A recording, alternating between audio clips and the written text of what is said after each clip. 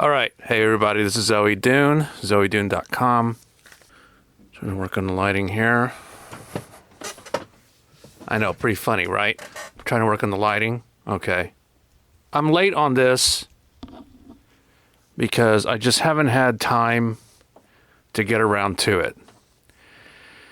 And in the process of not having time, other trailers started showing up for other things that I'm really looking forward to.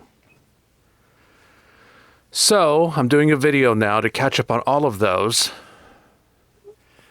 And I'm going to go to the earliest one, which is for The Crow. I did almost catch a glimpse of the trailer. Sometimes you're watching YouTube or something and they'll have the trailer come up and you got to get away from it or whatever as soon as you can.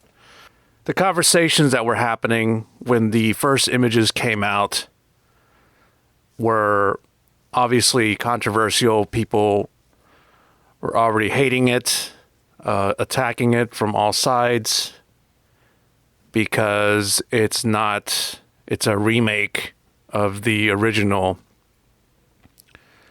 Whether you want to call it original storyline or the original film. And we already knew this is coming, but I guess people were preparing to go after it anyway. So, like it or not, it's not like you're going to cancel this thing.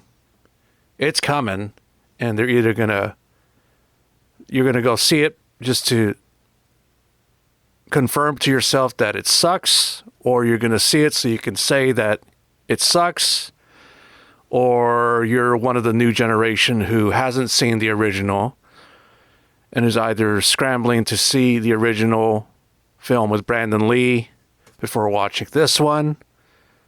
See a lot of reaction channels, so I know that is likely already been happening. Reactions to the 94 Crow.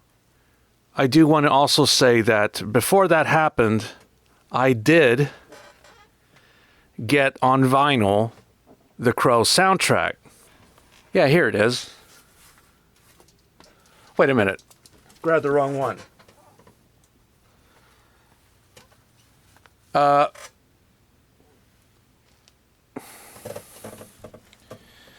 If you ever heard of SPK, then you know you're familiar with the name Graham Revel. And I liked his score for the original one, 94 Crow, as well as the sequel, City of Angels. Fantastic soundtrack, but you can't get that on the one for City of Angels on vinyl. You got to have it on CD. But I have the score for the first movie on vinyl. And then weeks before the new trailer came out, they revealed anything new from it. I got the soundtrack on vinyl. And only in the past several years has it officially been released on vinyl. I had the soundtrack to the original one when it came out. But I'll tell you more about my experience with The Crow after we watch the trailer. So I'm going to catch up with you guys on doing this. So let's go ahead and watch the trailer to the new Crow movie. All right, here we go. What's the first thing you liked about me? I thought that you were quite brilliantly broken. You feel like my person? You feel like my person. What's the worst thing you've ever done? I saw things. I shouldn't have seen any of it.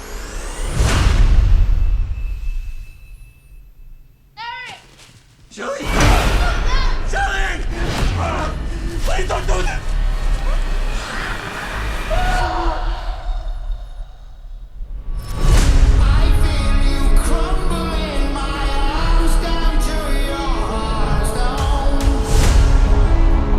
When someone dies, a crow carries their soul to the land of the dead. And sometimes something so bad happens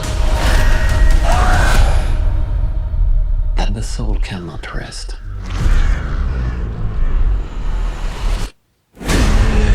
Until you put the wrong things right.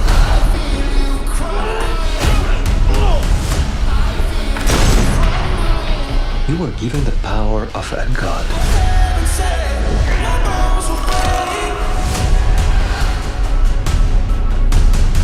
But you're running out of time to save her.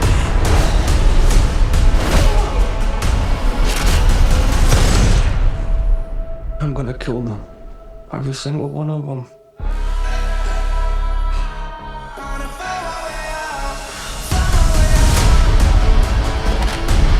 And killed you. Yeah, you did. We have a problem. He came for us.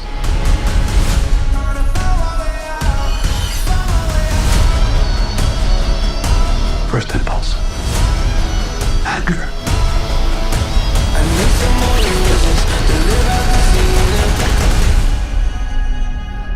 It's not anger. It's love.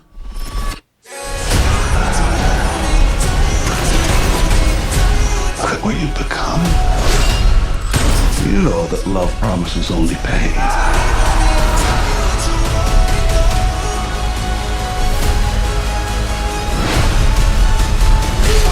You have no idea what hell awaits you. No, I do.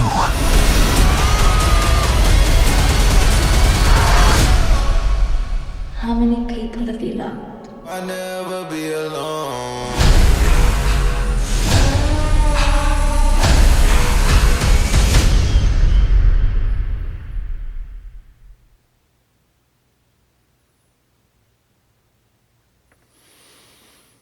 All right. First of all, let's talk about the trailer. It looks really good. Well shot, obviously, very, I don't know if you would say gritty or whatever. I'm not exactly sure what the feel is from what I saw. The violence sequences look pretty intense, pretty graphic. And there's no doubt that they're embracing some kind of realism on that. The look that he has is, I think, closer to the punk rock look from the comic book, because aside from having almost mullet or longer hair, he's got it kind of shaved or cut in a way that would be closer to the comic book, I think. And certainly with the violence, I have a sense that it's embracing the comic book a little bit more. So saying that, let me tell you something about the 94 movie. So when that movie came out, I went to go see a private screening of it. And we'd been hearing already Brandon Lee had died on the set. We'd been hearing, all the build up to The Crow coming to theaters. I don't remember if I had already read the comic book at that time or owned it.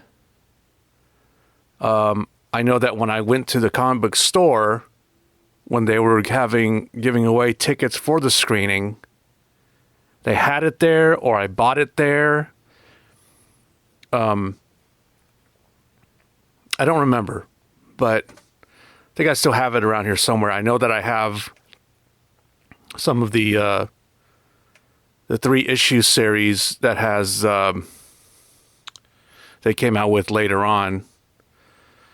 I think there's 2 sets of them, and I've got the first run, or the first ones. I don't remember what they're called, though. I have them here somewhere, actually close by, but I don't want to grab them just yet. Walked out of that movie very disappointed. Very disappointed, because the delivery of Brandon Lee's lines on some of those scenes got cringy for me, because they didn't seem like they were delivered very well. Because of his death, you could see very clearly where they made the cuts and re-added them into the film, which I thought was very messy. It was lousy. It looked bad. It was shot good enough, but the other thing that pissed me off is at that point I already knew the formula of some of these films where they would always have some kind of a linear progression to the climax where they would end up on a rooftop somewhere fighting the big baddie, kind of like I can at the time refer to with like 89's Batman. They end up in the church tower fighting it out. Climax, literally, they go climb to the top of a structure for the climax, which I thought was dumb formula. And then they also had that mystic woman. They had to throw something in there, a challenge to Draven's character, where she ends up catching the crow, and able to weaken him. I thought it was I thought that formula was stupid. I thought that movie was stupid. And when I posted something about that on Facebook, a person with real clout, Tara Vanflower of Lycia, also chimed in with me saying, also, maybe just tell you, Lycia is a goth band going back to the late 80s.